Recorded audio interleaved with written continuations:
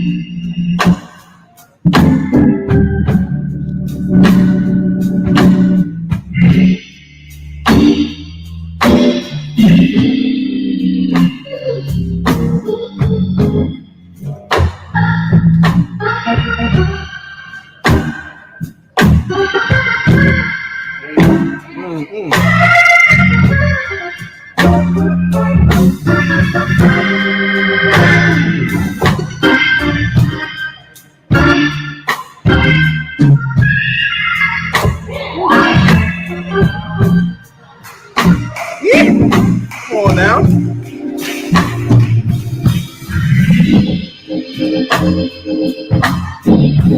Work that pedal.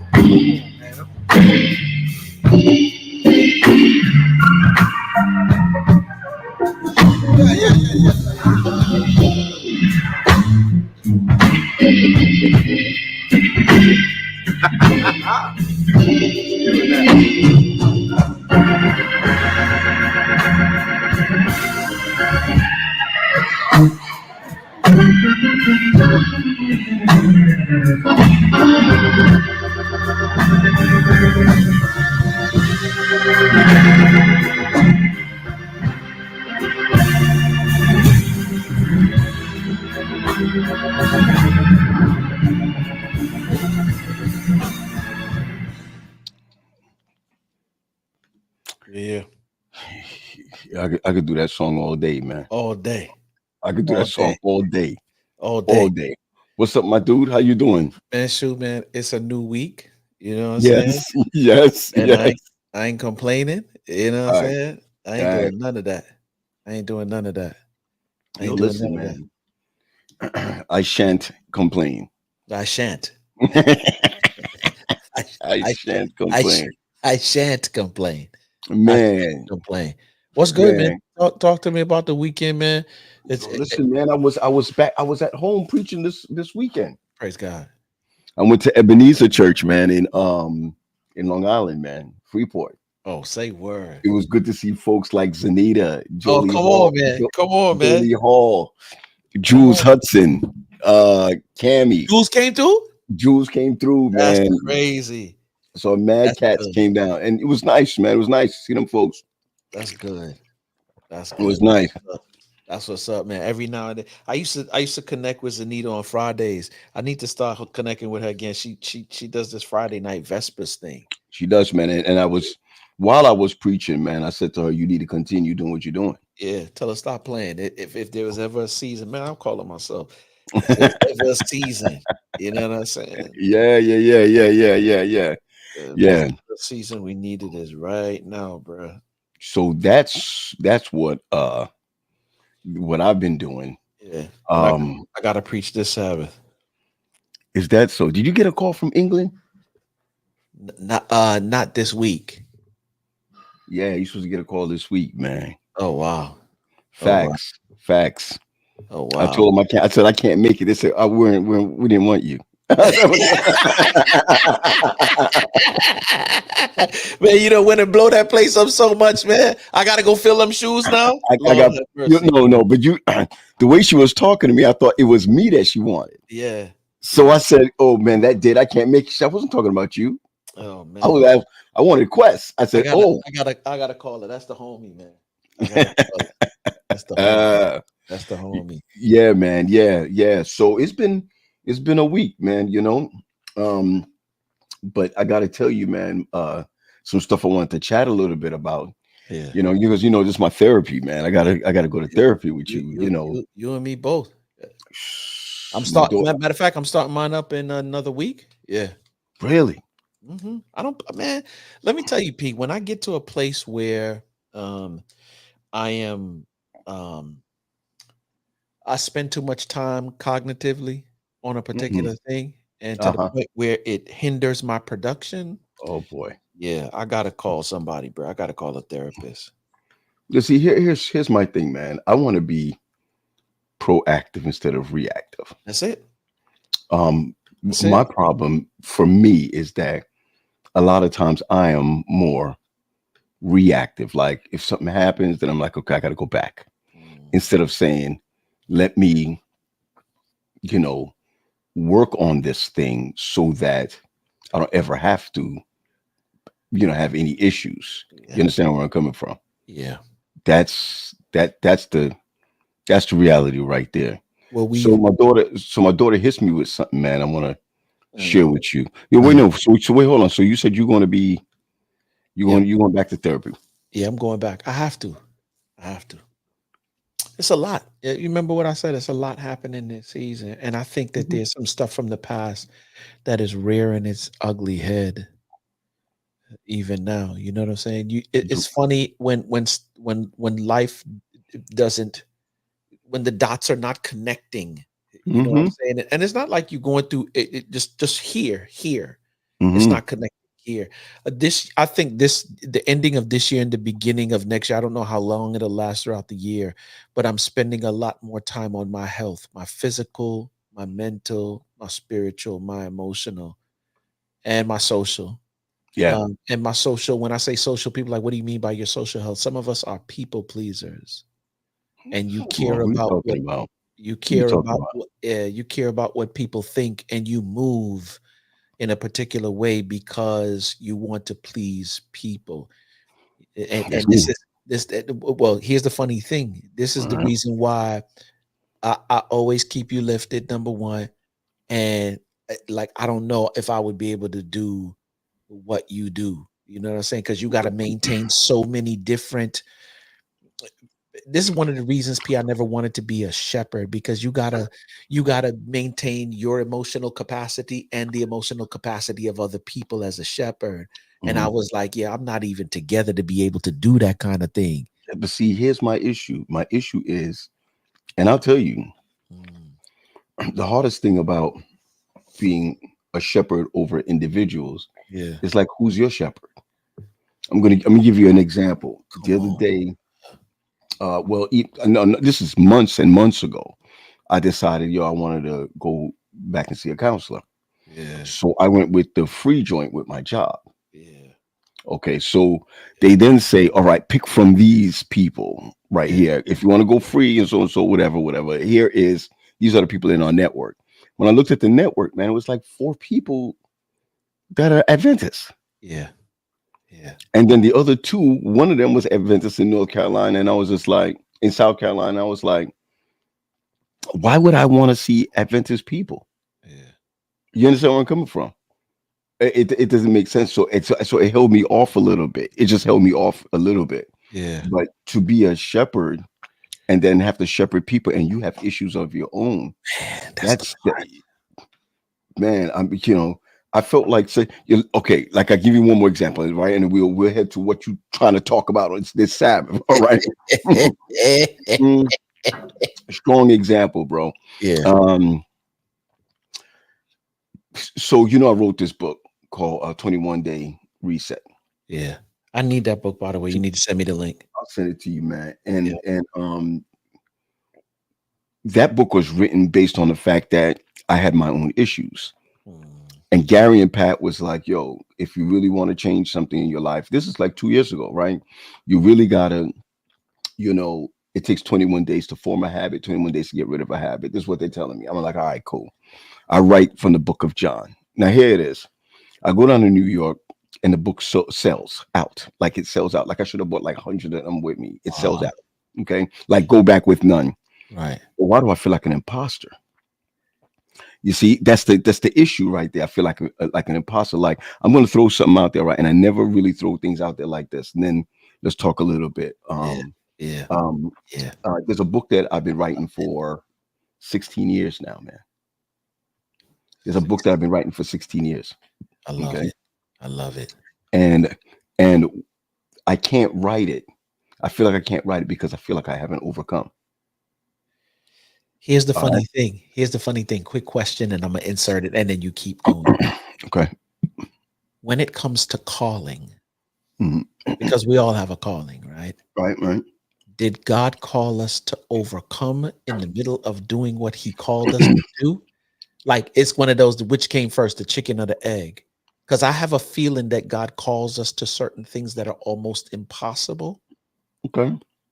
for us to do while we're working out what we're working out.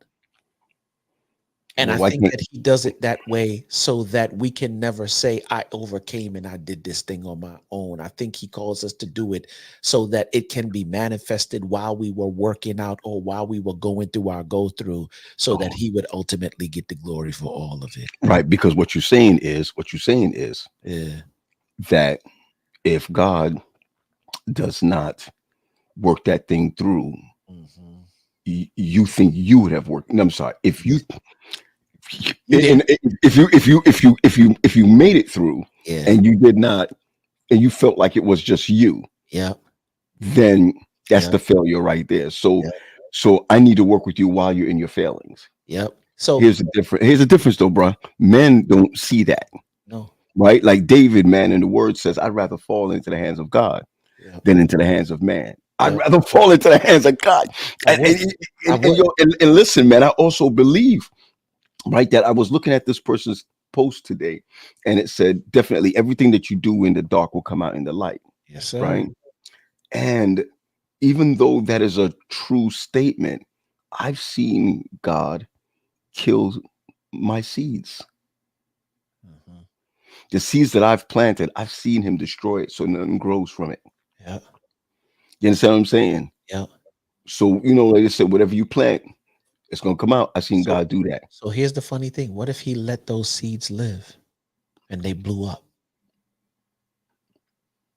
Because CP, you in a different position. I don't want to say it, but I'm gonna say it. You get held to a higher standard simply because you got pastor in front of your name. And it's true, but it's imposter syndrome. It's frightening. Yeah, it is. Like, because you want to be like, why didn't you make me perfect before I preach a perfect message? Yeah. Because you have to have a, the way that the church sees it, the way that people see it, that you have to live a perfect life, right? Mhm. To have a perfect message. Mhm. And the frightening thing is that it's not like that.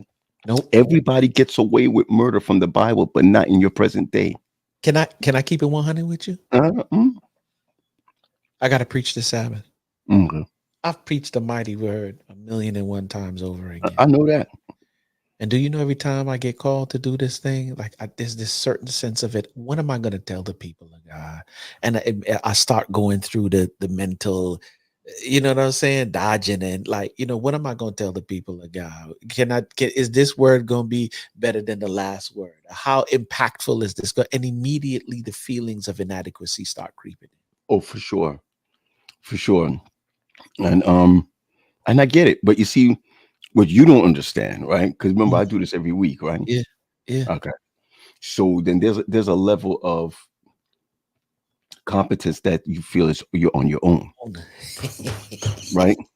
So, I know that while you're saying, man, God, I need to be better than I was last week. I need to be better than I was last month. I need to be better than I was when I preached that so and so, whatever. How you going through? Say it again. In the middle of going through.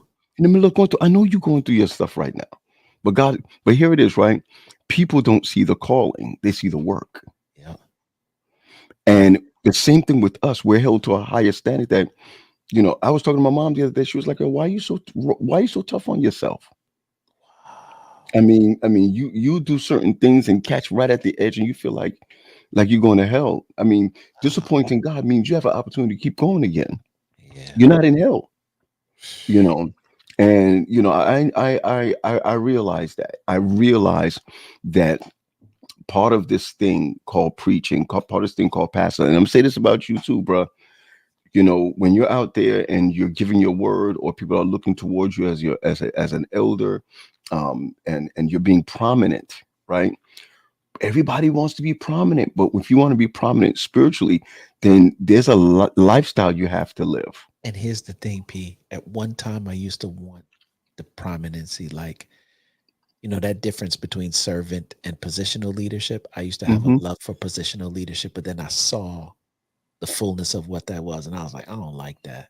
Mm, And so, like, it's mm, funny, even in church now. I ain't gonna call nobody church or nobody names, but I'm seeing it elders who, like, they show up when they got stuff to do, but any other time you don't see them around for anything else. They're not that thing that you were just talking about. They're not there for that. And right. like when people be saying, "Yo, Elder Quest or Elder Green," I'm like, listen, my mama did not put Elder on my birth certificate. Please stop calling me that. It almost feel like, I get it. It's a part of the, you know what I'm saying? Yeah, But like, I almost don't want to be called that, because like it's the stigma that comes along with it. but Like, that's part of it. That's part of it.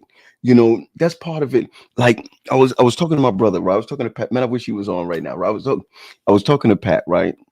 And I said to him, I got another year to retire. Right? I want you to think about it, right?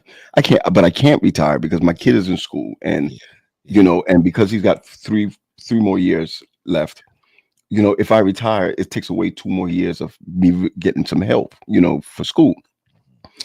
That's just speaking humanistically, right? Because I could retire when it comes to age and requirements, mhm, but God can be like, I didn't ask you to retire. yeah, You understand where I'm coming from? yeah. But here's the mentality. The mentality is that if I retire, then nobody can take the job from me. That's it. And You that's, understand where I'm coming from? yep, yep, You look at some of these young guys who leave the ministry to organize ministry. Nobody can take nothing away from them. nothing. Even if they sinned and fell short of the glory of God, right? Nobody taking nothing from them because they don't belong to them. That's it. So when you say, okay, my mama, I'm gonna chastise you. All Yeah, right. I'm gonna yeah, chastise you. Okay. When you say my mama ain't put the name elder before my name, yeah, funny, before you were even conceived, yep. God already had a calling on your life to do Nice. that. And like Mike Dortch says, right? He made a comment just a little bit earlier. I wish I could find it. He made a statement about the thorn in your side, right? Yeah. He said, God ain't gonna move it, because if he moves it, you're gonna think that you But even in that, there's a double-edged sword in that, because okay, talk to me. sometimes people embrace, like, yep, God ordained that I should be an elder up into this. But you know what I'm saying? They get caught up in the hype, if you will. Right. Hmm. And sometimes it got that feeling like, I ain't gonna get caught up in the hype, and I ain't gonna let me get caught up in the hype. You feel me? So it's like Yeah, I almost this feel you. intricate balance where, okay, yep, you are an elder, but on the same side, it needs to be servant leadership and not positional. Remember, It remember, has to be. remember a time when the chairs used to be on the pulpit. We on some new stuff now. You know what I'm saying? Oh And yeah, yeah, yeah. I Oh yeah. appreciate the chairs ain't on the Oh yeah. pulpit no more. But Right, remember, right, they right. used to come. It used to be this whole pomp and circumstance. They unbutton, sit down. They get up, button, go to the pulpit, legs crossed, socks. You know what I'm saying? Who you telling? Just like, Who you telling? But yo, you know, you have a class on pastoral etiquette. yeah. But here's the fun. It's this. It's that kind of, and I just can't rock with it. You know what I'm saying? Like, I find that the people who just cool and down to, they connect better with people, and the love is felt, and the ministry moves forward. But when Sure. there's, you know what I'm saying? Like, yeah. Yeah. Yeah. You're talking to the robbery expert. Yeah, that's I'm so glad you caught that. You know what I mean? I know Mike Dortch caught that too. yeah, It's hard, but you see, here it is, right? yeah, Dana made a comment. This young lady, Dana, she's on right now from Bermuda. She made a comment, man. We all have to be held accountable, though, no right? doubt, man. Doesn't mean that you're going to be beaten with many stripes or this, that, and the other. But man, influence. The thing about influence is that God has called you to keep the influence, Yeah, right? So that means like I'm hard on myself. Man, I'm hard on myself. That sometimes Pat got to be like, yo, what's wrong? I didn't pull this thing through. You know, I didn't pull this thing through. I messed up. I did this because I can't talk to everybody about this. So I talk to him, man. I messed up and so, whatever. And when you hear that, you don't feel that you are worthy of the title. bro. But here it is, Quest. It doesn't matter, what you think about yourself, right? Matters what Not God because thinks we're gonna about get into that man thing, right? It it. doesn't matter Yeah, what you think about yourself. yeah, God has called you to be a leader, not only in the church, but He's also called leaders to be to be leaders in our homes. Holmes. He Yep. also calls to be leaders in our community. And when you mess up in one field, it's like you feel like you messed up in all of them. Wow. Listen to what my man Mike Dortch said. He said, I felt the same way He said, "Yep." oh yeah, this a pastor used to call him elder outside when called him elder outside of announcing me coming up on the platform. I Yeah, didn't like being called elder. I didn't yeah. like being called elder. But yo, who do you think we are, bro? You're not in your 30s. You know what I mean? You're not in your 30s. What you talking about?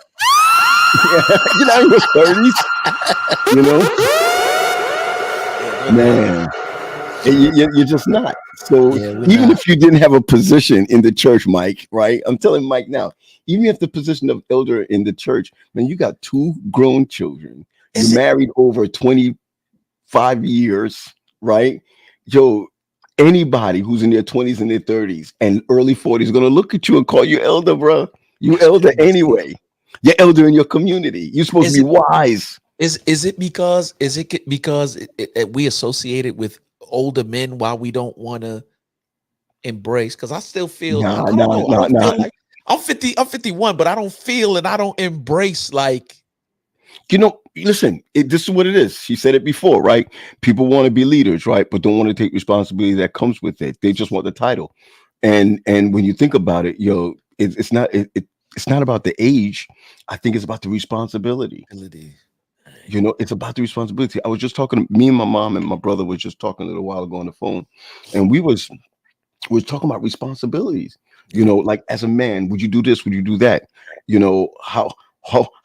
How is it, Paulie? I don't pick me outside. You know what I mean? And Wow. things like that. Sometimes, and I really believe that God takes care of fools and babies. Oh, he does, bro. Um, I'm and definitely a and fool and and baby. and when and we're not babies, so, and, so and we're not babies, right? you feel me?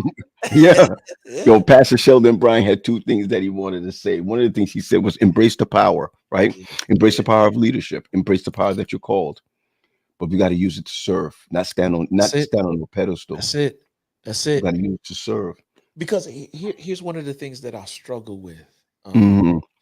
And I want to say it, but I'm not going to say it. Um, Be, uh, ca- be be careful. We got a noted individual that's on right now. that's my guy, Ali. Man.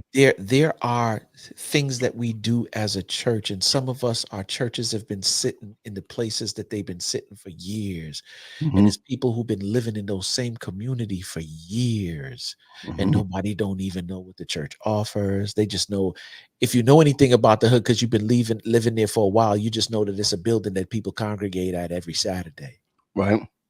You know what I'm saying? Right. And Yeah. that's my part. Like, can we like really blow this community out the frame? Can we put some programs in place, serve some of these babies, get some of these dudes in some programs? Like, can we do that? Well, as you said, the issue that we have is that everybody's leaders, but nobody's servants. Wow. Leaders got to come out, got to come out and do this and be that. I But even see, listen, man. Hold on. Even in let me get my book for a second. I'm gonna play y'all out right now. I'm gonna play that. Look, see the guy right there sitting there with the polka dot whatever shirt on. I'm gonna play him out in a second. Right Ollie, what's good, man? What's good, fam? How you doing? Man, we here, man. I'm watching you and the That's what's wife good. doing some fantastic things, man. Man, appreciate you, fam. Yeah, We praise God. we we we on Yo, tap. We on tap to do something soon. I'm gonna Yeah, reach out. praise God. Yeah, let's get it. Let's see, get it. this is what I don't like about this book. Yeah. All right, I'll tell you right now. Page 62, right? Mhm. Page 62. Okay. I'm sorry. Do you have your book with you, or you want I, this is your book? I have one book left and it's up in my bag. I gotta do a re-up coming up. Yeah. Yeah. Well, let me say this right now. Yeah. It's being an accountability partner. Okay. All right. Mhm. It's being an accountability partner. And here's the issue, right? The issue about this whole thing right now is that for men, the difficulty in this is that we tend to process the idea of reaching a solution. You see, what we've been talking about before you got here, Ali, is I'm trying to get it straight before God says, just preach it straight. All right. And God is like, you're not the solution, bro. Mhm. I'm the solution. You understand where I'm coming from? We always trying to be the solution, be to, you know, and the truth is you don't want to be accountable to somebody Oh, because you're not sure what they're going to do with your stuff. Right. wow. Yeah. You don't know what they're going to do with your stuff. Yeah. You don't You know. understand where I'm coming from? So, look, like, so to be a leader is to also have some type of accountability. But many leaders don't trust other leaders. Mhm. What's that about? I think what you said earlier is that watch the ones who serve; those are real leaders. Watch the one who sit Yeah. up and watch others do things. That's the issue right there. Because you know what I'm seeing a lot of, and it's not Mm. even so much a lot of the younger cats. It's a whole bunch of the older cats who like Talking to. right on the edge of going into the Mhm. that yeah, right is they hold the ministry in a chokehold Yeah. so that they can maintain a certain position and be respected in a certain way. But you only get respected in a certain way when you do the work. That's and you like I don't even know what that is. Mm. Like I'm telling you, I've seen it and I continue to see it. What's up, baby? And then here's the thing too, right? Mm. Because what you gotta understand this too, that the connotation behind leadership in the outside world is going to be very different, or should be very different than the connotation of what leadership is in our space, Okay. right? Mm-hmm. You talked about leaders, knowing leaders by how they serve, right? Mhm. In that same book you quoted from, right? I say that Mm-hmm. leadership often looks more like maintenance man than CEO. Wow. And Wow. a leader who understands that and isn't threatened by the fact that they would need to bounce between those two things Mm-hmm. is the guy you want on team. Okay. So the guy you want on Or the team. person you want on team. Let me Okay. The guy you want on team is the guy that can be a CEO and a maintenance man. right. Which again goes back to what I'm saying, right? The connotation around leadership is different in other spaces, right? If you go into the corporate space, you're never going to see those two things go together. Okay. At no It's one point or are the you going other. to see the CEO of a corporation cleaning the bathrooms. You're not going to see that. And Mm. because that's how that's the lens we look through when we Mm-hmm. view leadership. We take that same thing and bring it into the spaces where it is not designed to be that way. But you know what too, Ali? In the corporate world, they produce. Mhm. In our environment, we just want the position Right. and we don't necessarily produce. Because in Right. the corporate world, you produce or you Right. right? And in our they will Right. allow you not to produce, still hold it, right? And then once again, the ministry gets held in a chokehold because we want to make moves and move in it, but as long as you're not the center of what's happening, then you Mhm. kind of downplay stuff because you feel like if we downplay it and you're not a part of it, then eventually you're gonna get edged out of the. And it's a strange dynamic. It is. Okay. I saw somebody said it's called servant leadership. Here's the other side of that coin, though, right? Uh-huh. Uh-huh. If we're going to parallel it with the corporate space, there is another component of this. If we're talking about our space, there's another component of this that we don't often talk about. There's Okay. another component of this that holds just as much responsibility, and that is the individual, what we would call in the corporate space, the individual contributor, which what we would Mm. call in this space is the constituent. Gotcha. I got you. I got you. The person in the pew has just as much responsibility to contribute as the person leading. That's leading. Okay. Because what we do, the mistake we often make is we want you to do everything Mhm. and we want to reap the benefits of you doing everything. Here's okay. Okay. Wait, Alec, hold on right there. Okay, so you knew me from years back. Mhm. And here's one of the issues when we talked about the thorn in the side as men, because some people keep calling me and be like, yo, why do you always talk about men? Why this is about men? Lord. It's about men. That's why it's about men. Um, Not only do they want you to do everything and they reap the benefits, but they want you to be everything. Mhm. And the sad thing is that we're not equipped. I don't care if you're a pastor, elder, or what have you, right? And let's go even into fatherhood or being a husband. We're not all equipped. And a lot of times we have to be this, that, and the other while the children get the benefits, while the children get the benefits and the wife get the benefits and the house is benefited. You know what I'm saying? And what have you. Mhm. In the meantime, um, no one's working together. You understand where I'm coming from? But all the responsibility is still put on the man. You understand where I'm coming from? But to be a leader and servanthood, can we really do both as a man? Can you do both? The Talking quick about our context. I'm talking about our context. the quick answer is yes, but the the organizational structure, Mhm. the infrastructure is not always designed for you to thrive like that. Okay. And that's not a knock. You know what I'm saying? No. I'm not bad mouthing nobody. I'm just saying you know this better than anybody because you've been in this for a good portion of your life and Mhm. grew up in it before you became a leader, right? Okay. Mhm. There are a lot of things that we didn't subscribe to because we thought that it mirrored some level of worldly, I'm doing that in air quotes, Mhm. infrastructure, right? But those very things that we ignored have have become the cause of our demise in certain areas. And so we have to be willing, and when I say we, I'm talking about leadership and individual contributor, or if you want to call it congregant or constituent, whatever you want to give that name to, both sides of the spectrum and everybody in between has to be willing to come to the table Mhm. and be willing to go through some level of restructuring that allows everybody to thrive in their given gift, their given position, and their given station. Now we back to that word that I love to say time and time again: development. Development. You see now I know we sounded churchy just now.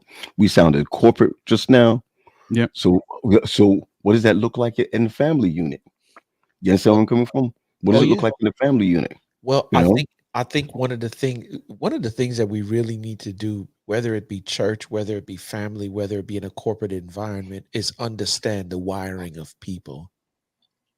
God created everybody with a particular kind of wiring. There are some who are extroverts, there are some who are introverts, there are some who are structured, there are some who are not structured.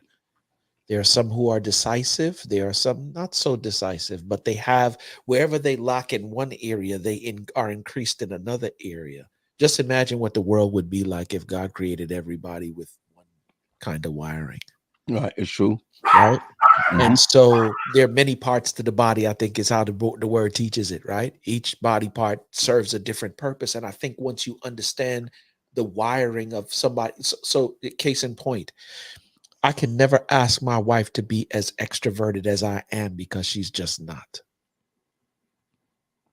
So And yo, she is a very structured individual. And for me to put the expectation on her to go into places where there are a lot of people and keep her there for extended periods of time is an unfair expectation.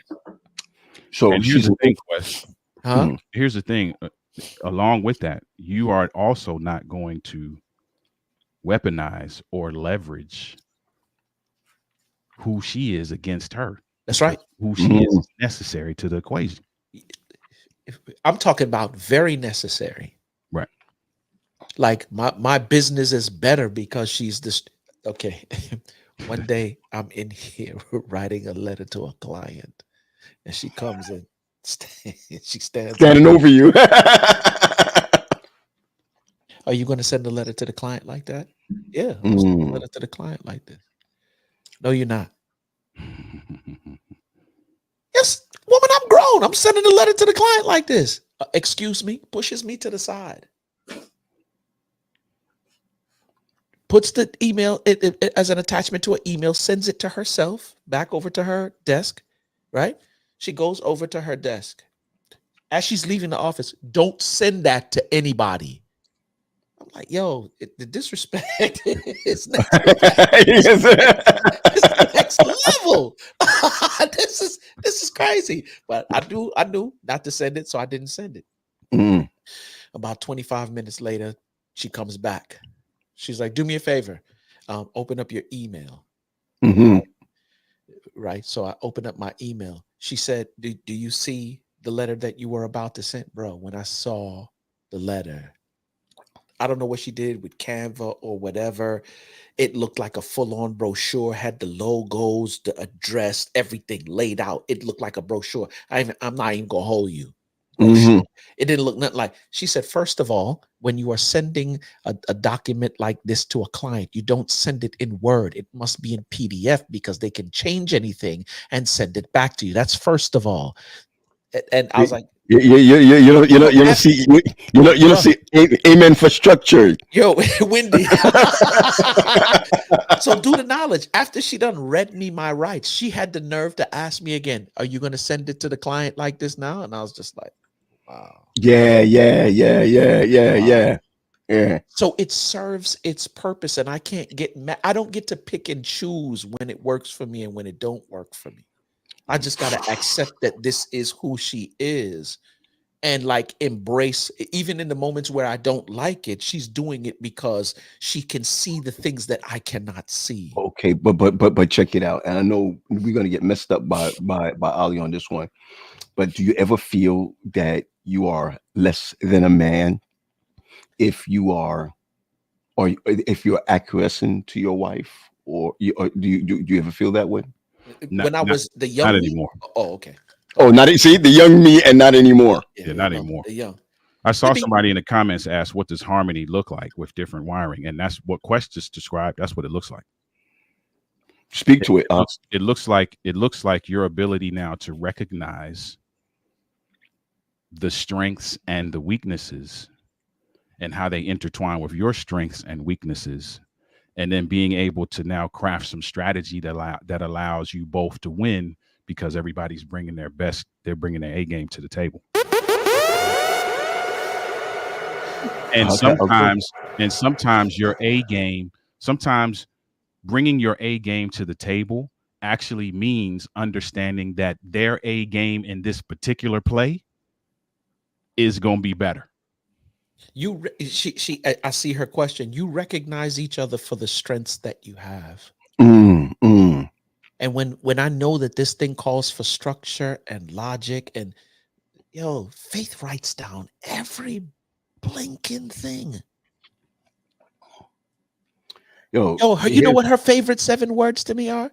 Did you put it on the calendar? That's her favorite 7 words. Yo, listen, I gotta go because y'all. Did you put it on the calendar? That's her favorite stuff because she is structured. That's when we work a lot with the DISC assessment, or the EGOT, this thing called the flight assessment. Now, same thing, right? Her number was 99. If it could be 3 numbers, it would have been 199. Does it ever bother you though? Of course it bothers me. Here, the case in point of when it bothers me. We leave and go on vacation, right? And you know me, pina colada by the pool. I'm chilling, enjoying the atmosphere. Everything is, we have dinner reservations at 6:30. The devil is a lie. We on vacation. We gonna get there when we get there. But here's the funny thing, because Faith bougie like that, man. Whenever we go to the resort, she always want to go to the restaurants where you got to make a reservation for. Why? They got the buffet and the food is nice over there. I could care less. But it's something about that. The structure, the wiring, whatever that is, the experience, whatever. That's the only time she want experience. Y'all remember the Love Boat? Y'all remember the Love Boat? Yeah. Julie McCoy, Yeah. Wendy. Write down Wendy So, Julie McCoy used to walk around with that flat with the board. pad, with the board. What's that board called? With the board. Yeah. And I'm gonna tell you honestly, if I go Creek. on vacation, I'm the kind of guy to go on vacation. I can sit by the pool all day.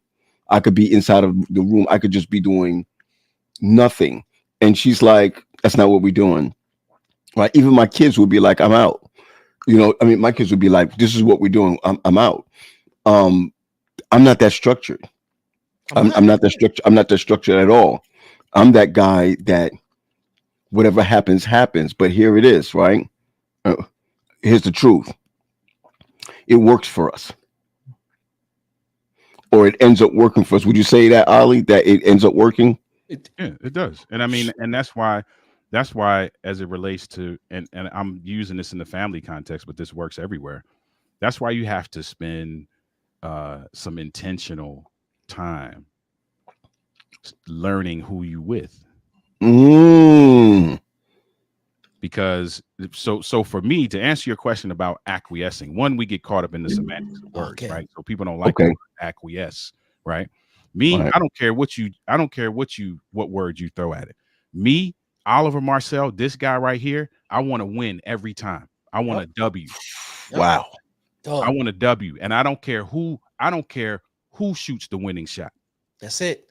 Okay. This dude right here want the W. That's it. So if I gotta pass the ball to her because I know she money right now, man, I don't care nothing about that. That don't have nothing to do with my manhood. That don't make me no less of a man. I you know what I'm saying? The stuff still hangs where it hangs. How I look. I want the W. Wow. Bobby Kennedy, I sent you something if you want to jump on. Go ahead. To Ali's point, how I look, not being a structured dude, but telling somebody who's structured how to be structured about a structure. You see, that's a Kelvin Mitchell thing for me. Kelvin Mitchell was my admin pastor for 11 years. I am not a structured guy. I'm just not that guy. I'm a visionary, but I'm not a structured guy. That's messed up. I'm sorry. That works. That may work in the leadership level of church or what have you, because you have that person. That don't work at home.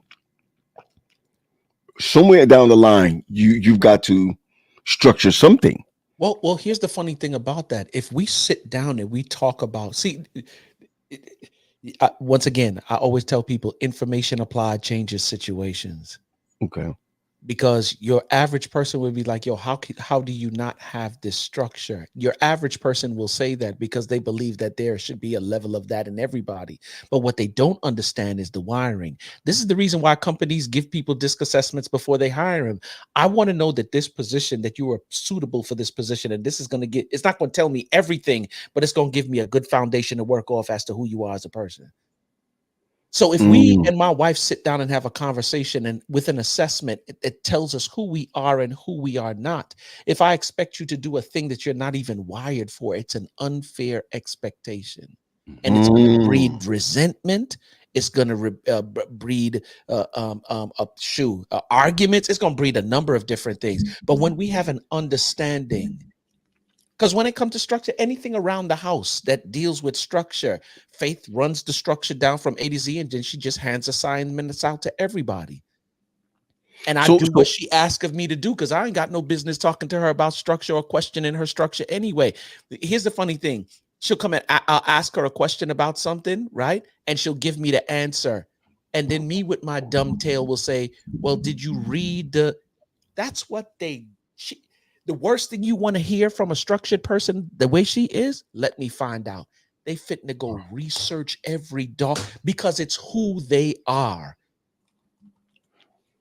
You would have to kill somebody for them to do something different. It's who they are. So naturally, she does that. So when she's operating in that dynamic, I just take second seat. She take pole position. And I'm like, okay, when I was trying to get myself sorted out, if I got 10 things to do, Ali, I promise you, I'm looking at the 10 things and I'm about 20 minutes in.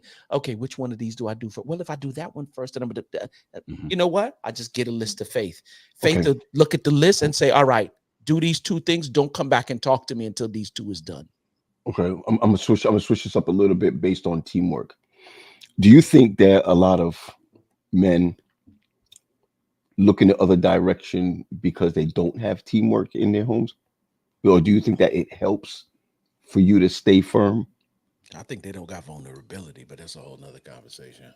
Oh, shoot. You understand my question? Mm-hmm. When you have less of, when you have more of a team, do you find that it should keep the brother straight? Or do you feel like Well, when someone is on their own, that, you know, it's more, it's, how do you say it again? It's more like Eve walking away from Adam, and, you know, the temptation is more when you're not a team. I think that it's I think the team concept is a is something that grounds the relationship. I do agree with that. Okay. Now here's the thing. The maturation process of that team Ah, is really where you start to see, because what the team looks like, if let's put it in basketball terms, right? okay. The three of us grab two other dudes, right? And we form a team tonight, right? With all of our individual skills, we may do pretty well. But if we play together for the next 6 months, 2 years, 4 years, I'm gonna know Ollie's favorite spot on the floor. I'm gonna know what happens when he when he crosses to the left. I know exactly what he's gonna do next. Yeah. When P pulls up in the middle for why? Because we've been watching each other Yeah. play for that. So the Can't lose. maturation process of the team now is where you start to see scenarios that will ground you in the way of what you're talking about. You I don't got even you. gotta look, and you're gonna know what's gonna happen. I got you. Welcome, Bobby. Welcome, Bobby. K3. RK3, what's good, fam? That's my high school. Come on, man. What's up, homie? I'm tired of that class. All right, I'm tired of that class. Man. Sick and tired of these success stories come out of that class. Come on, What happened to man. the class above? Come on, P. I mean, We you was can all in the see us, same bro. building. Greater for life. Stop playing. Ready for life, man. Come on. Oh, Bobby, do you find Bobby? for you. Let's go. Do you, oh, okay. Bobby, do you feel like you're more successful because of your teamwork at home, or are you you know, or you a loner in your success? Man, I ain't trying to get nobody in trouble, man. I just No. Ali went off cam. He's like, okay. So I'll say probably like how Quest said it earlier. We're built different, right? Mhm. As a business owner, as an entrepreneur, I am macro. I'm the dreamer. I look at things with ideas. My wife said this to me a few months back. I was, I forgot what we were doing. I asked her, what does she love about me? And she said, it's the same thing I hate about you. Right. We were talking about dreams, right? Because she's like, I married you. One of the reasons I married you is because you're a dreamer, but sometimes you like up here and it drives me crazy. Right. So she's the detail person. I'm right? telling you. Yeah. So she likes that. Okay. When things are around, I'm like, okay, yeah, I'm optimistic. I'm like, yo, we could do this, we could do that. Right. But then sometimes when it's time to, and I'm going to air quotes this, sometimes when it's time to be realistic, I'm kind of like, nah, let's do that. And she's like, oh, nah, that don't work. Here's the details. You in my business now. Here's You in my business now. Here's what reality says. Here's what our bank account says. Here's what You in my business now. I'm like, don't go nowhere, Pete.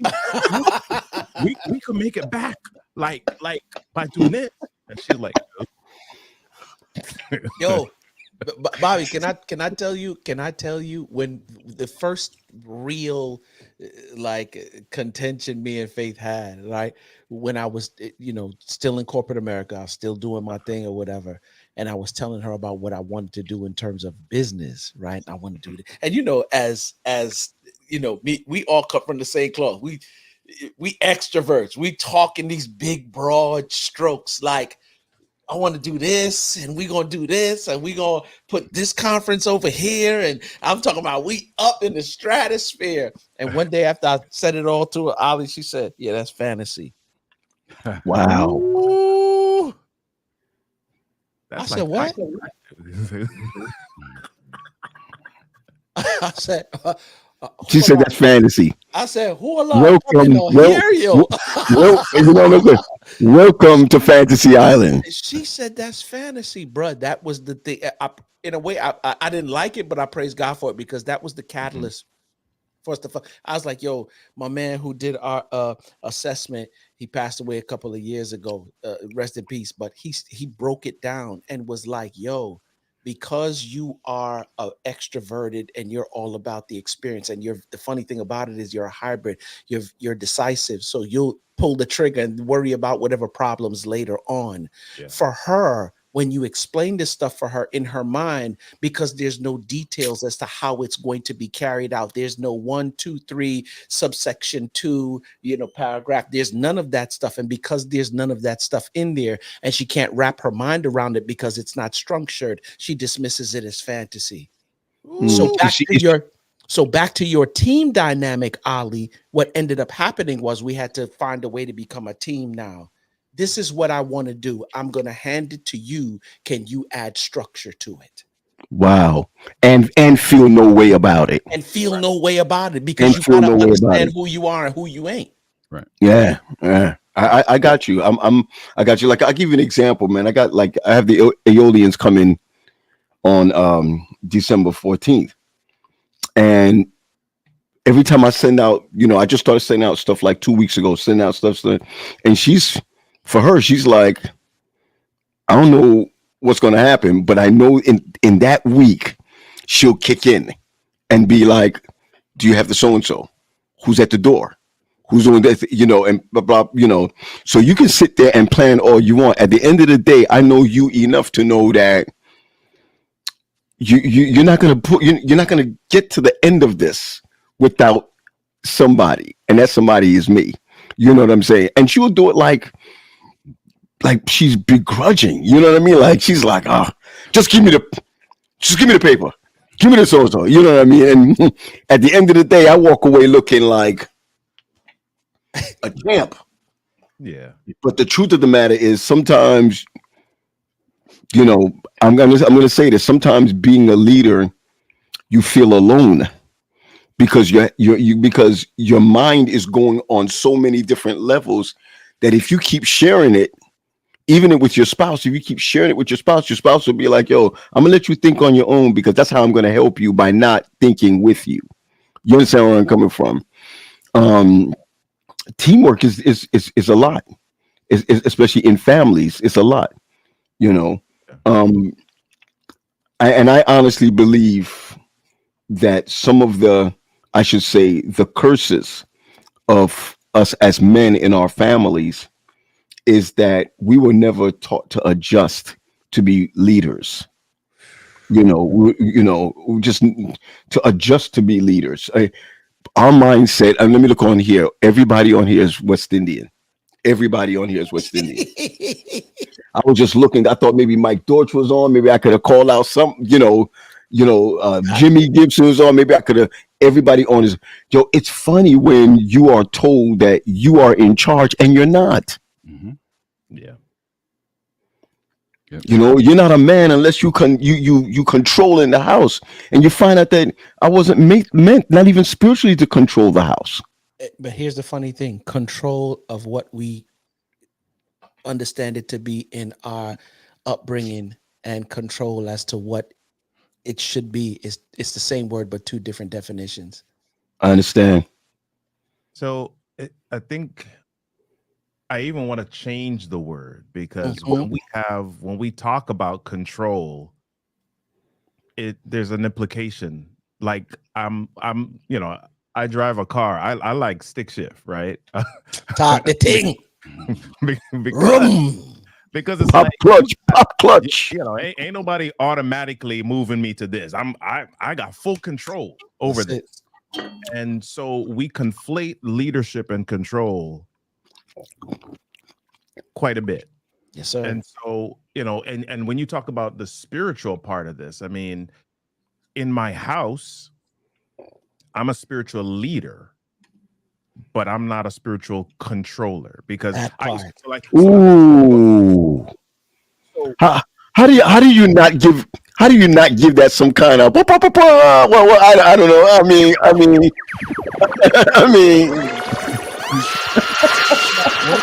when we got married, right? After we got married, we having kids, and I'm like, we having worship, right? mhm. And I'm like, we having worship at this time, at such and such a time. It's gonna be at this place in the house. And I'm as the dude, I'm like, priest of the home. I'm in charge of this part. I gotta do it. We having worship at this time.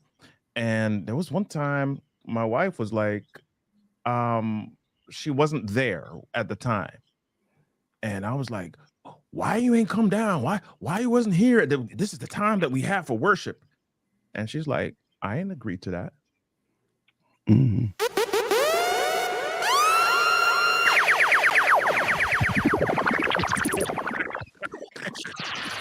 I didn't let go the gunshot because Yo. that's pop pop pop pop pop. Shots fired.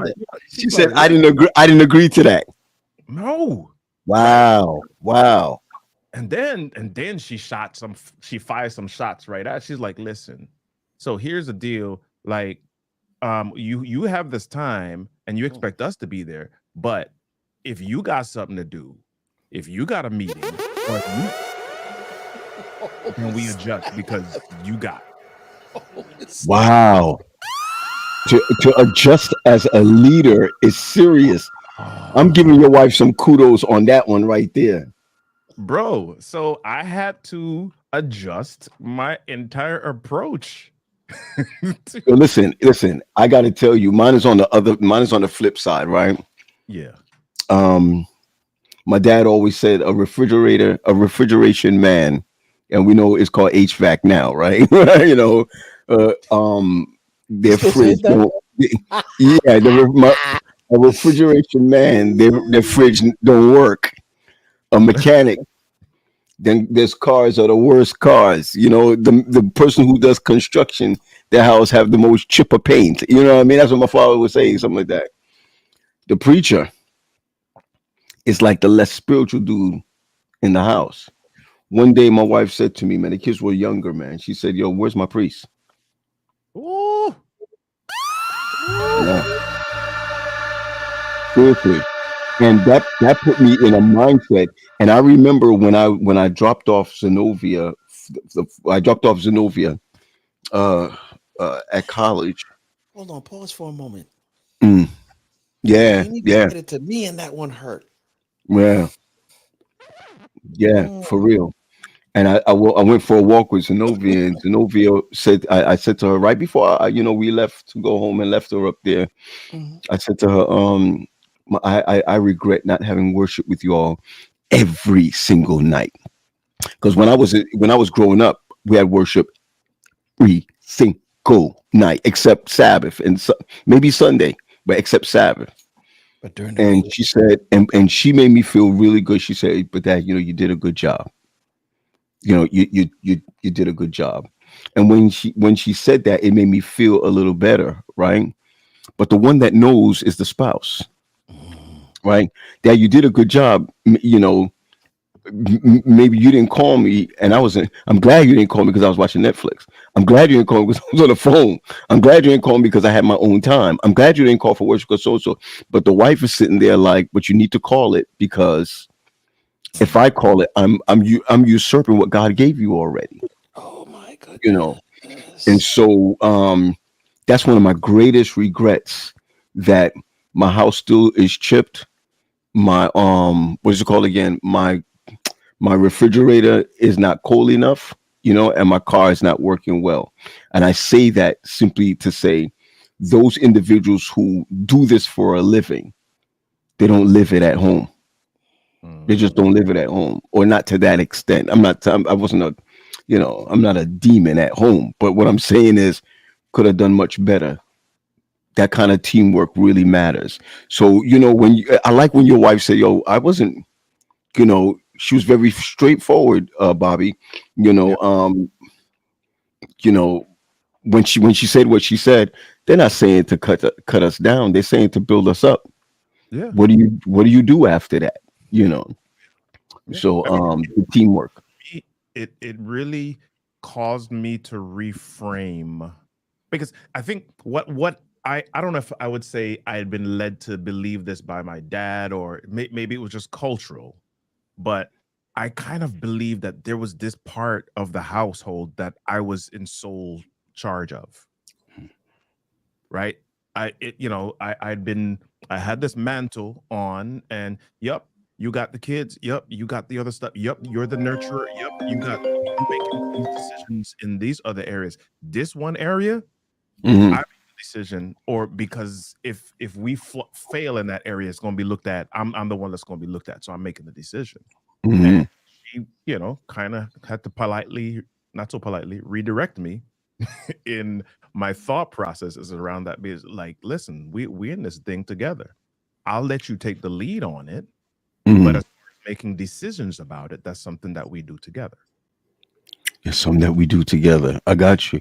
Hey, Ollie, what was the last major decision that you, or decision that you, um, and Denise made together?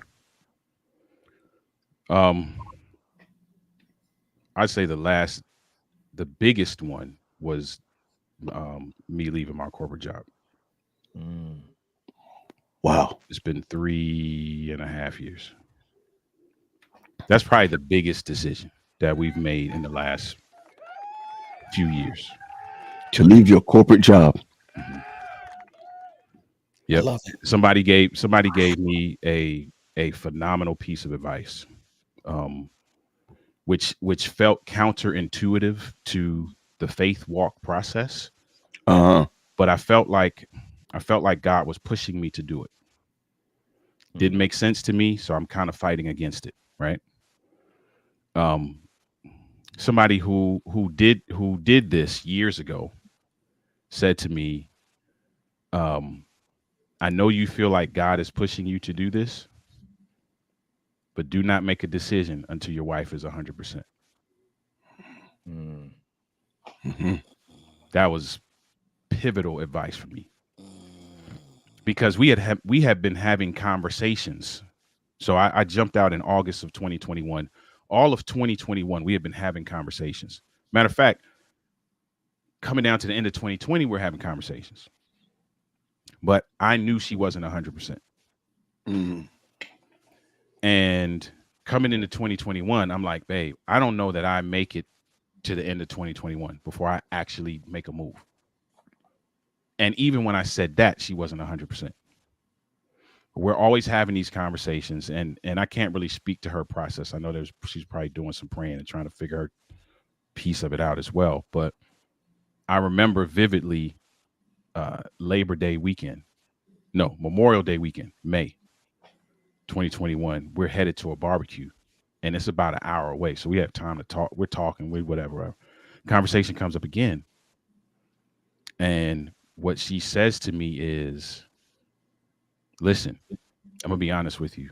I don't see I don't see this. I can't see this thing clearly, but I'm with you." Mhm. And she had never said that up until that point. Wow. Wow. That Wow. was that was Sunday.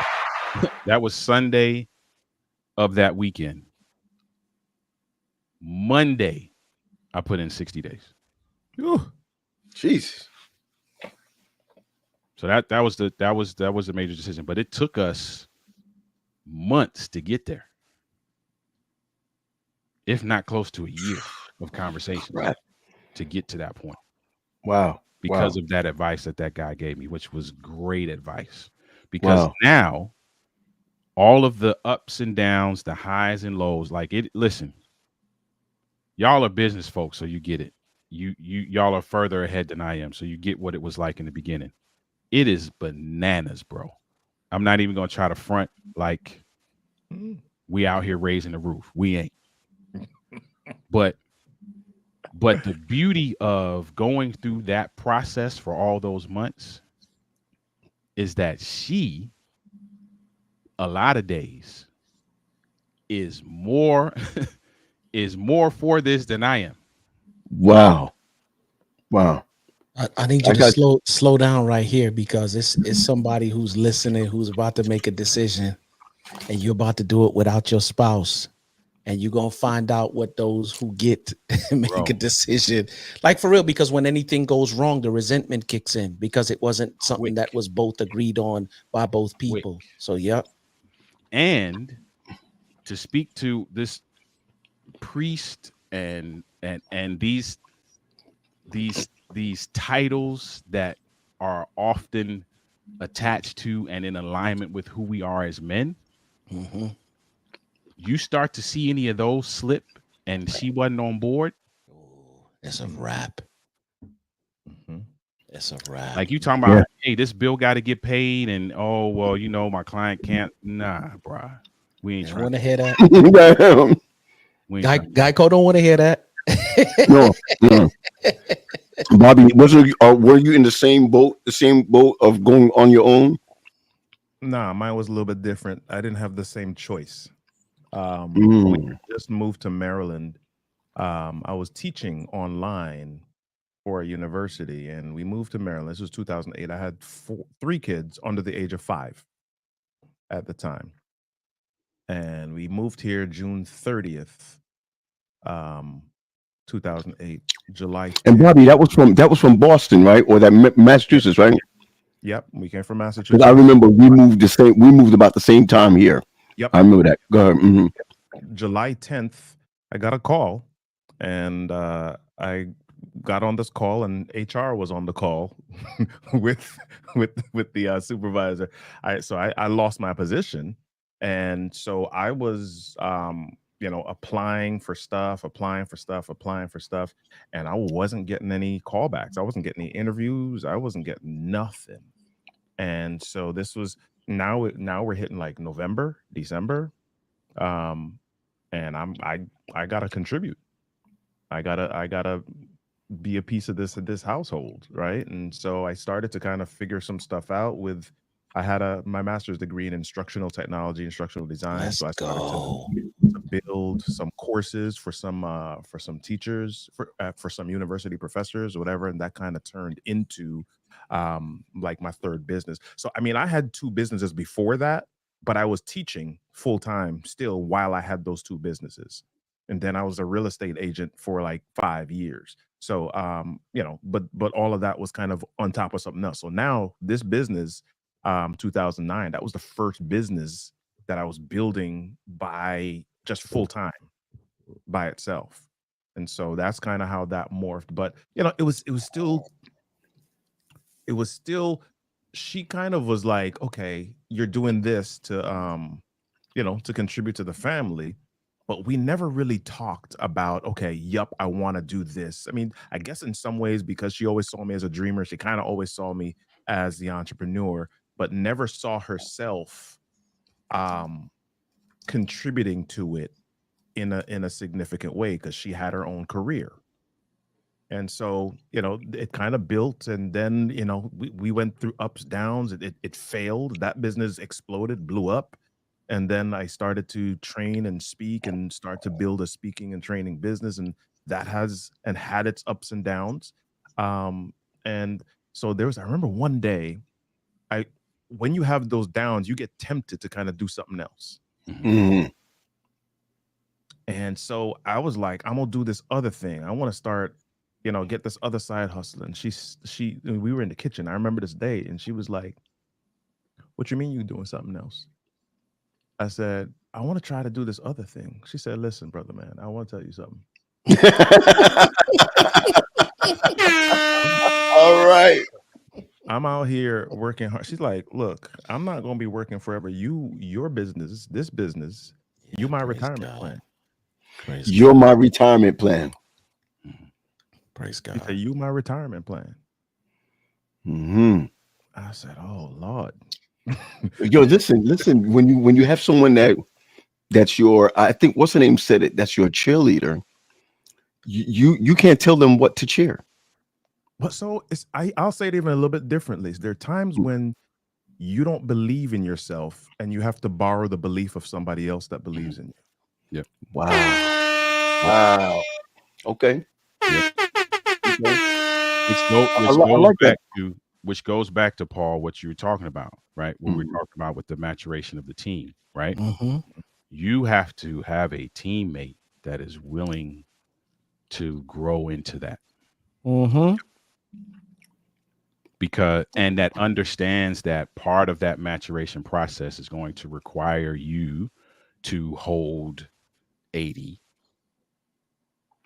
at some points in the process, or it may require me to hold 80 at Yep. some points in the process, and that's Mhm. okay, right? Okay. It's not about Mhm. us trying to be even as much as it is us maturing to a place Maturing together. where we That's can a be fair, word. That's a I word. got you. I got you. I got you. That's a because fair word. doesn't always mean even. Yep. And there's a maturation process that takes you to that space where you can recognize that Fair, and walk in that. fair sometimes means Fear. when she come in the door, yeah. Listen. I don't got Listen. 50. I only got 20 today. Yeah. Yep. That's cool. I got 80. Sometimes What? that's fair. Yeah. Yep. What about yourself, Blake? What's your thought? Quest that Yeah. you left corporate. Didn't you leave corporate? I left corporate, man. I And left she was with corporate. you. And she was with you. Yeah. Well, actually, what was happening was here's the funny thing. There was one. I was in the field of IT, right? So I was migrating email platforms. I was working for one company who held the data for all the car dealerships or whatever the case may be that allows them to run a program. Me and the boss, we just kept locking until one day he came out his face and said something sideways to me, and I was almost like, I gotta get her up and get out of here. Right. Mhm. And I remember being angry, so angry one day to tears, because I knew like I was on the verge of like cracking my man's jaw. That's how Wow. serious it was. She was Got like, you. it's time for you to go. Mhm. I knew it felt like God was kind of pulling me away and telling me to go to.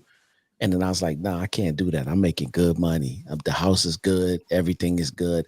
Got a job. I took a 6-month contract at Microsoft, right? Migrating email platforms from companies and stuff over to the Office 365 platform.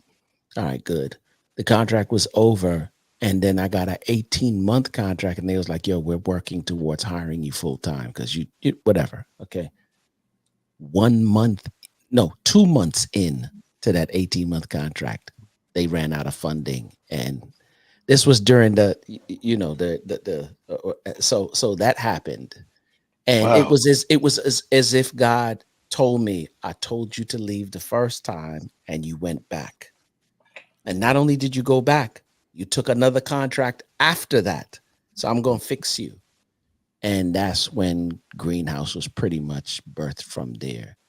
And because it was Faith who wrote my what you call it, your letter of resignation. She wrote it, said, here, take this to your boss. She's the one that wrote it. I'm like, Yeah, she's mad. let me tell you what's really big. Let me tell you what's really big about what you just said. In fact, what three of you just said. I hope I can go after this. I can go upstairs. Um,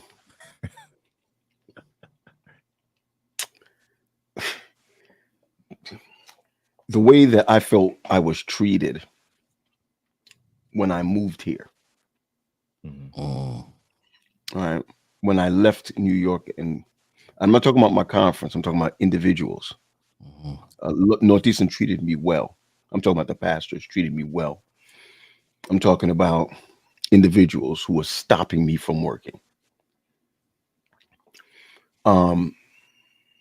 somebody came to me one time and they said to me, I'm not saying I'm right, gents. I'm not saying that I'm correct. They said, we know you're an Adventist. We know that you love the Lord. We know that you care about the Adventist structure. Doesn't mean you have to be a part of it.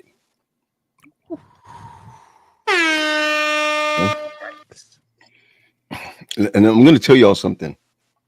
And man, I've never said this publicly, but when the church was bringing in near $1 million a year in its second year, two conferences began fighting for us at a because of we were on the border, because we were sitting on the border of territories.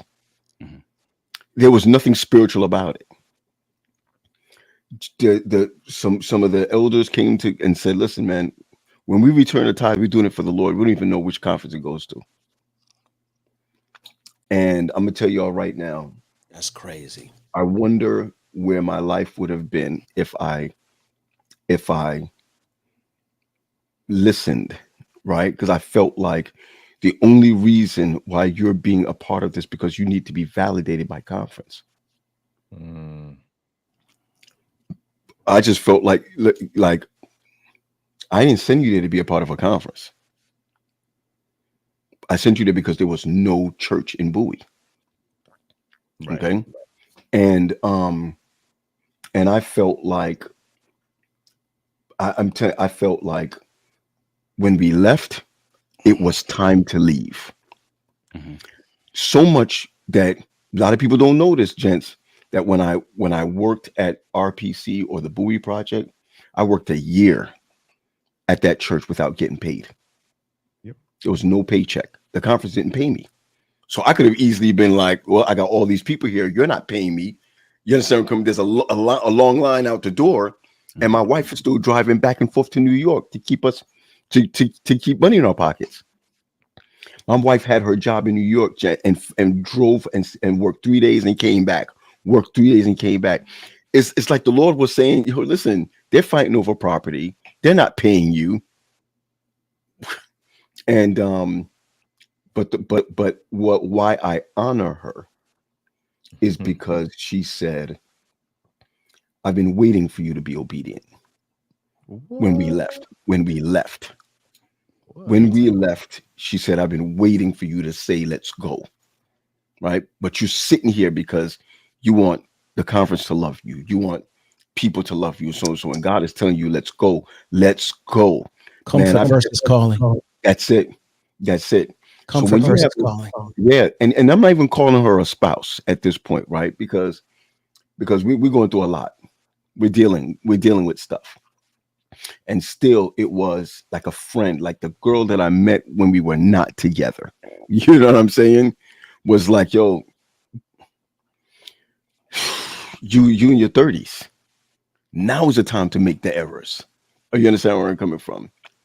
And so when you talk about a team working together, a team, I can mention one more thing that I never even thought about. That I remember when we got there was like no deaconess. She said, I'll be the deaconess. I'll be the deaconess. I'll be the so-and-so.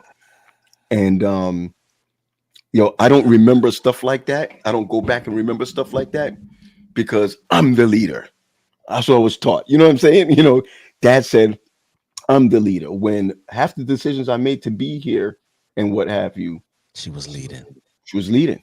But here's the funny thing. As you talk about it, she epitomizes servant leadership. Truly. So when I hear you, Bobby, talk about, man, I was doing this, and this at the same time. When Denise is able to say, yo, I'm with you, and then come back and say, I'm still with you, oh, you look a little tired, I'm still with you. You know what I'm saying?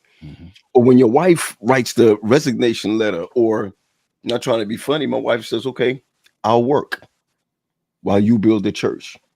What would have been like today?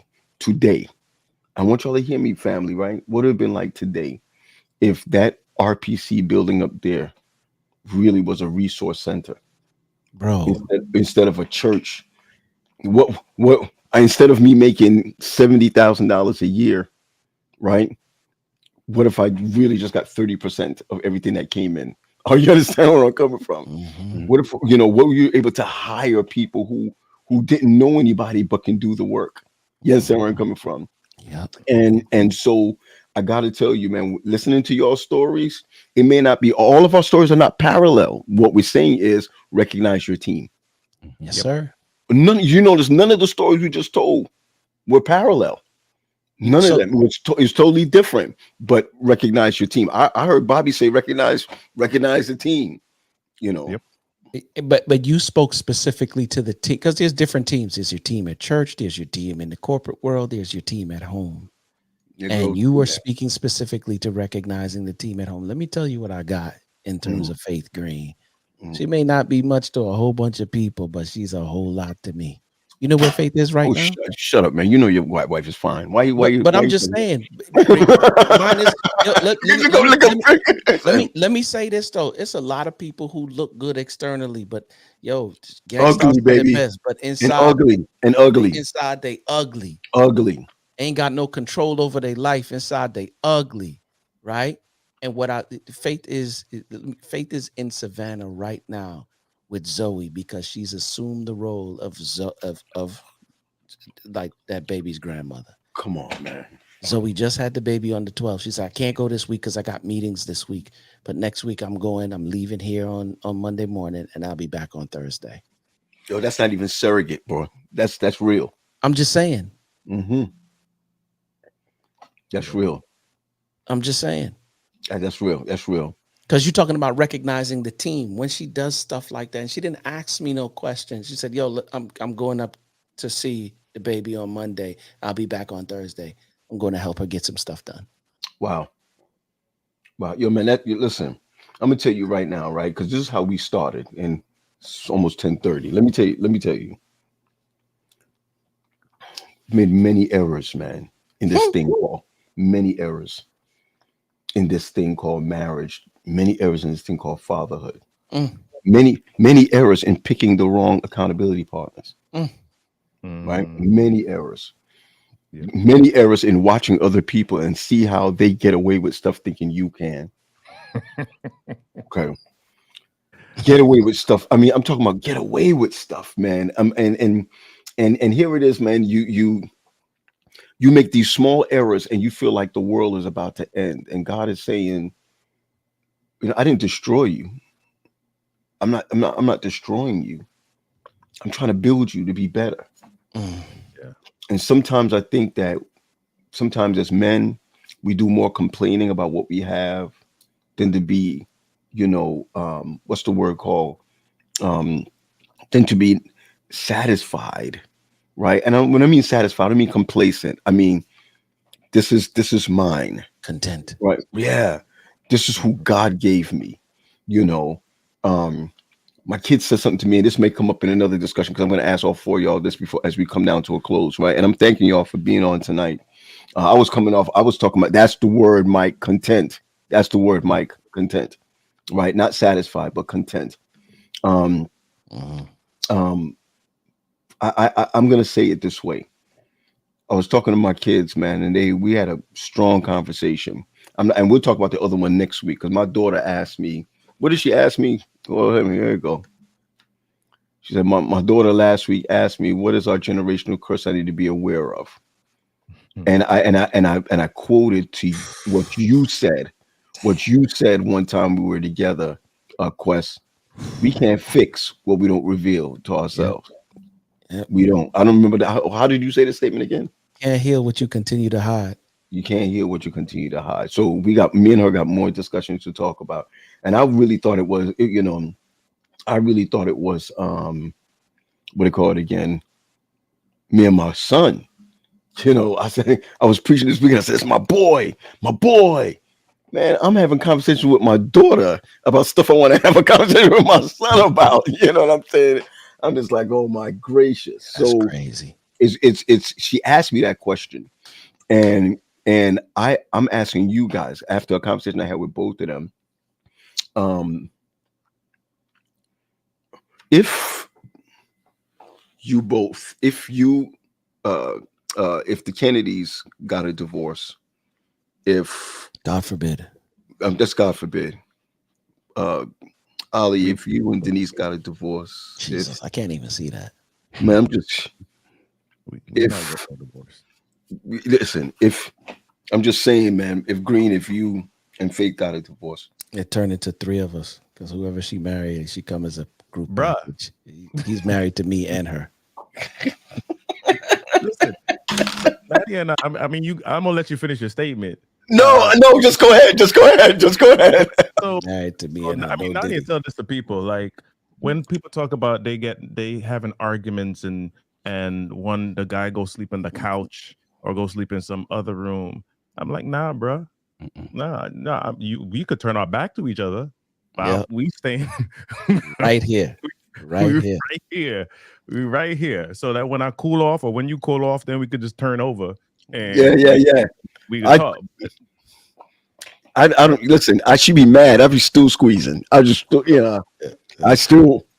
She can push me off, but I'm gonna try. If my toe have to touch your calf, my toe on your calf. Yep.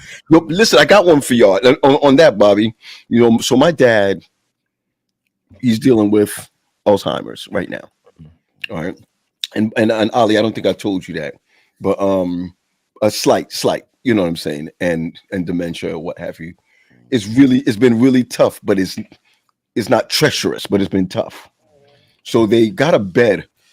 They got a bed for him to stay in.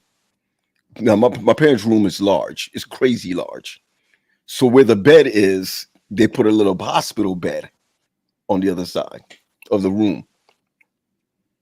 My mother says to me, in whether he's lucid,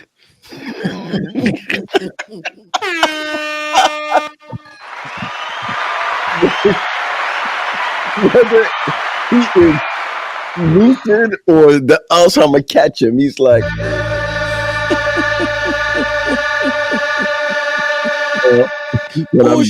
Wee. and he can't see, right? He can't see well. He's like, yo, this is not my bed. Where my bed? Gerzel, where my bed? You know what I mean? And he'll get out of his bed and find his way and be like, my mom be like, okay, hold on, okay, here's the bed. My man said 50-something years. Yeah. Right? 50-something years. Even, and I love his, because he won't say it in front of her. But even that one time, I must have been in high school, they had their little issue. He said, man, never again. Never again. Me in one room and you in the other room? No, something like that. What do you mean? Me not in a them thing there. Nah. I like that, Bobby. I'm not sleeping on nobody's couch. No, sir. I ain't sleeping on nobody's couch, man. No, sir. The I one could I be paid blind, for. crippled, and No, crazy. Yeah. Hey, Ali, before I get to you, because I want to hear what you had to say about that before we close. One day, man, me and Woody had an argument. It was this house. I ain't talking about way back in this house. Ooh. And I must have put a bag together, man, and I left. Went to my mom, so my mom and dad just moved here like 2017. So you know how early this thing was. Took a little bag, man, put stuff in the bag and went to my parents' house. They send you back to your yard. My mother Kindly take it back up to your yard. No. My mother was like, come. My mother was like, come, honey. You can stay in here. My father said, oh, no, sir. You have to go home. You gotta go home. Yeah. And he told me to leave. I'm thinking to myself, where do I go? I can go to Pat's house. But I don't want to go to Pat's house. I want to go so I don't got, because if I go to Pat, I got to talk about everything that happened, what's going on, blah, blah, whatever. Yep. If I go to my parents' house, I'd be like, yo, just go lay down.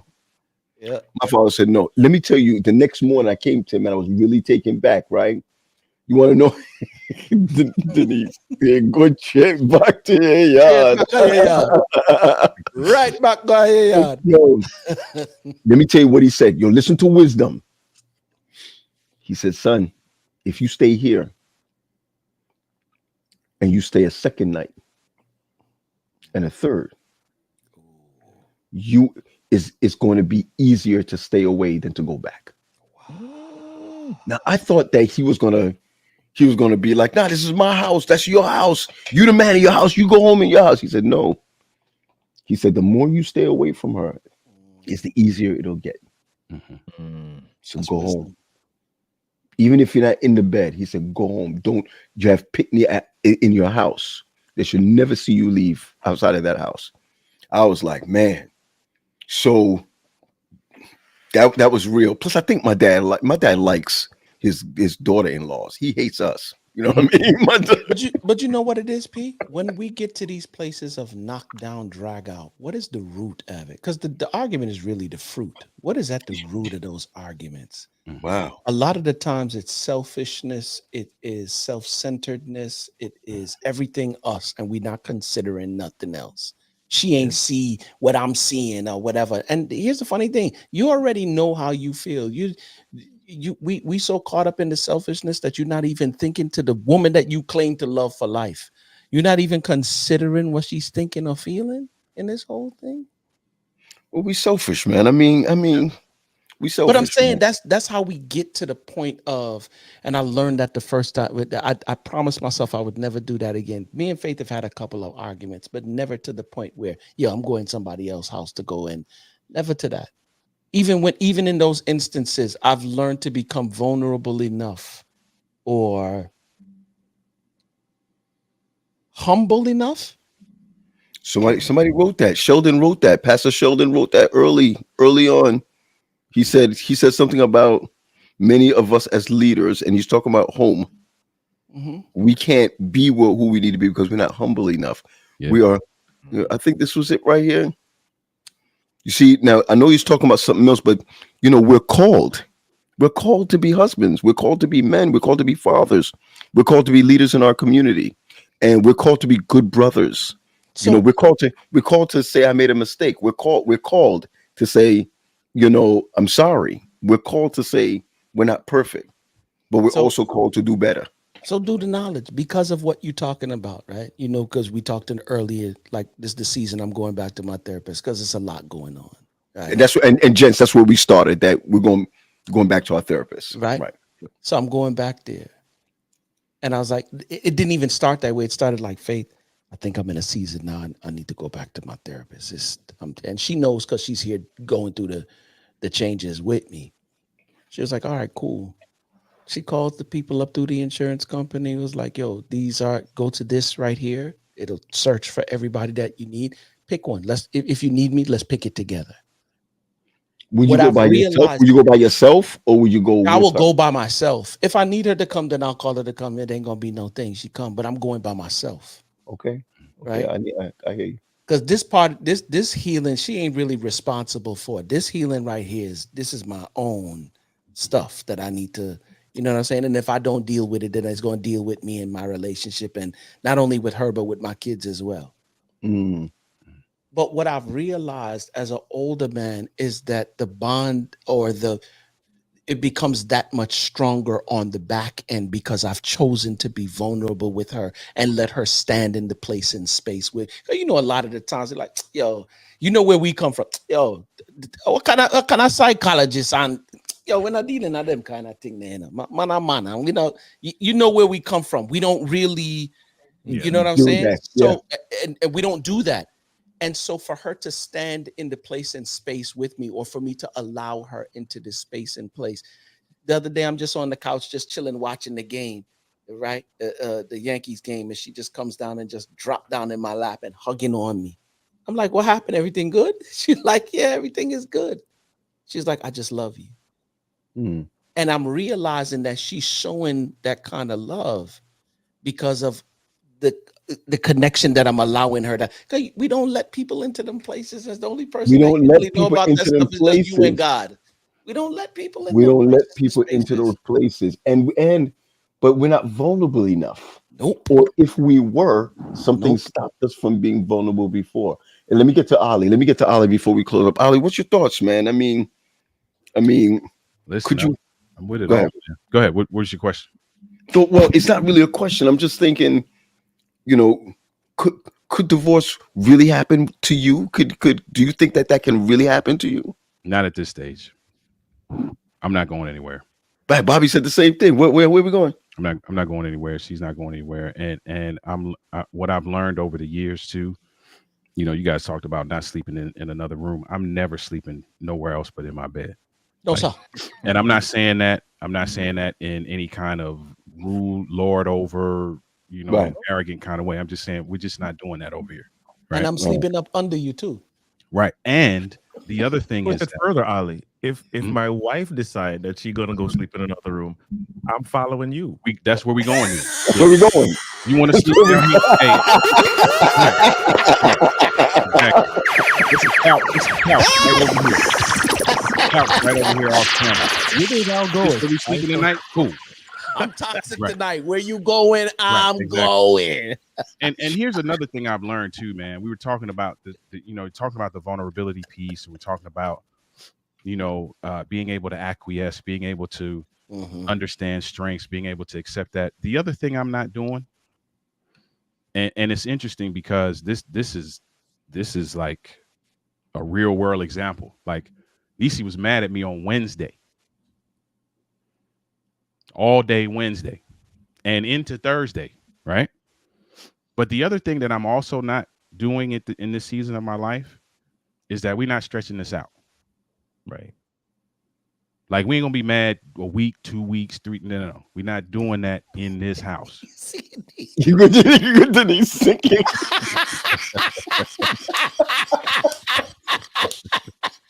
Your people gonna be my people and your God my God. She said, "Come here, Boaz." You didn't hear me. Come here, Boaz. Bring your broke ass. Hey, listen, Boaz. we all a team here. We a team. And so that's kind of what I'm learning too, man. Is that Boaz? I've learned now that that it's okay for me to make the first move. Yeah. That man. It's okay for me to make the first move because often I could be like, and I'm telling you, I've been like this in the past. He's on one tonight. I in the past, I'd be like, okay, you mad? Cool, be mad. I got other stuff I can do. Yeah. But I'm not stretching this out. So like Wednesday, and it was on me. I did something I wasn't, I should have done. I wasn't really thinking things through. Upset her, and it happened like Wednesday morning at like 8:00, 8:45, something like that. I left the house at 9:30. I didn't come back till like 2, but I didn't leave because I was upset. I left because Wednesdays I'm typically no. You left because you were scared. Wednesdays, I'm doing what you doing, Paul. I'm doing what you doing. I'm with my dad. My dad's dealing with the same thing, right? He's right. Eyesight's going bad. So Wednesdays I'm typically running errands for them, and so I'm like, well, she's mad, but I still got to do what I got to do today. So I leave, but while I'm gone, I remember she had asked about like some whipped cream and some other stuff she was looking for. Hold on, this candy that she liked right now, right? So I get the stuff while I'm out. Yes, sir. Yes, sir. And I apologized to her before I left, but she was still mad. I get the stuff when I go out as a gesture to be like, hey, listen, I'm trying to get to the end of this, right? I bring the stuff home. I give her the stuff. She's still mad. Wednesday, going to Wednesday evening. She's still mad, but I'm still like doing little stuff. I'm coming up behind her, hugging her behind. I'm doing the little stuff, right? Mm-hmm. Thursday, we do a show every Thursday evening. So coming up to the show, she's still kind of a little salty with me. We do the show, and I'm like, and this is just to speak to me, I'm not letting things go. Like things are not getting stretched out. Because I know Thursday night I'm making a move, Jack. I got work to do. We got work to accomplish. And we're not going past Thursday night. So between the show at 7, yes, 11:30, it's over. This got to get dead. 'cause I got work to do. Weta. I'm You know, strategic with it. And I'm I'm Bobby said that Strategist. strategic with A it. Here's strategist. the thing, though. I'm saying all that to say this: the maturation of the team. Yes. I'm learning that That part. I don't gotta let ego. I'm not gonna shoot myself in the foot. If I can make a gesture, if I can be like, my bad, and we can get from conflict to resolution Yes. as quickly as possible, then I'm, like I said in the beginning, I want the W, and I'm gonna do whatever it takes to get the W. Solution. I'm gonna do whatever it takes to get the W. Solution. So some people can be like, "Oh, you gave in. Oh, you a sucker." Okay, say what you want, but Thursday night,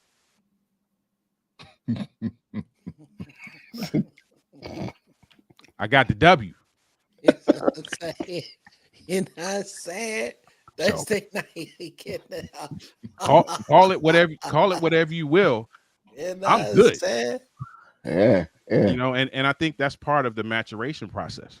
You know what I'm I just saying? think that's part of the maturation process, man. And so I just want you to know that those hands there that's up, it looks like there's 6 hands, which means it'll feel like 6 of them Mercy. later on. listen, man. Mercy. And if we being honest, I've been sick the last couple of weeks, so I was overdue. Yeah. So I ain't about to be angry with you. Mike said, I hear you. I'm not about to let my ego muck anything up. Well, they go Wendy right there. And that's a learning process. That's a learning Right. process. Because I'm Well, not, as you say, it's a maturing process. trust me, because that's not the Oliver from 15 years ago. Oh, no, I hear you. I hear Not you. at all. Ali. Not This is at for all. Ali. You listen, at the end of the day, we all gotta learn. At the end of the day, we all at a place where we want to be better I for hear our you, Kennedy. families. Oh, that was Kenny. That was you that did that. This is for Ali right here. Yeah, Yeah. we about to come with it. Come on. It's Thursday night. You see her in the comments talking about she was overdue. She said she was overdue, bro. She said, I love it. I love it. She said I love it. was overdue. I love it. Yeah, I love it, man. I love it. Listen, guys, we got to run. I got class in the morning. Got to teach class in the morning, and make some money that you guys make already. All right, that's all I got to say. Hey, Ollie, I might need you this week. I mean, this month. Okay, hit me up. I'm just gonna text you real quick. You know, after I'm done here, I'm gonna run upstairs and, man, my ritual is Archie Bunker. Hey, I gotta watch a little Archie Bunker. If I can't sleep, it's another what is it called? Little House on the Prairie. Oh wow! And MASH? You watch MASH too? I don't do MASH, bro. I don't do MASH.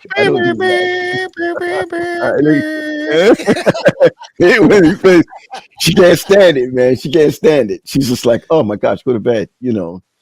But Bobby, man, thanks for coming on tonight, man. Thank you for the invite. Appreciate it, man. And and you know, if you look at Bobby, if you go back and you look at it, Bobby's doing this. Yeah, because you know he sees a big screen of himself and all of us over here. You look over here. Another game is on this other screen. That's what I'm very sad right now. But what's anyway, that? Yo, I said the Yankees game is on. Oh, is that it? Oh man, what's the score right now? It's 4-0 in the bottom of the 7th inning. Yo, Yankees are playing games right now. They're already 2 down in the series, man. Yeah. Yeah, not so good. I know Mike Dortcher's upset. I know that. I know Mike Dortcher's upset. I was looking for the Subway Series. The Mets couldn't get it together against what's the name, man? Against the Dodgers, and now the Dodgers coming and beating the Yankees too. So they beat the Mets and the Yankees. Nah, I can't. Yo, Soto and Judge better get it together, man. Absolutely. Well, listen, Bobby. Thanks again, man. Hope to see you again. So I don't know what we're gonna do next week because everything is unscripted, but it's always a pleasure, man. Always a pleasure. Always a pleasure. Good to see you, sir. Yes. All right. And Ali, I'll get in touch with you in a little bit, but thanks again for everything. Yeah, listen, man. Loving your book, man. We're gonna do a couple of things together. You know, Man. I'm loving my church and some of the things that we've been talking about. Mhm. So and so we're gonna be doing some stuff together very soon. Okay. Very, very soon. Let's do So it. man, Let's do it. take it easy, boss. Love you much, brother. Man, love you Ali. too, man. Quest, I'm Okay. gonna be with you in a second, man. I need Lick. you. I need you to come on the Thursday show.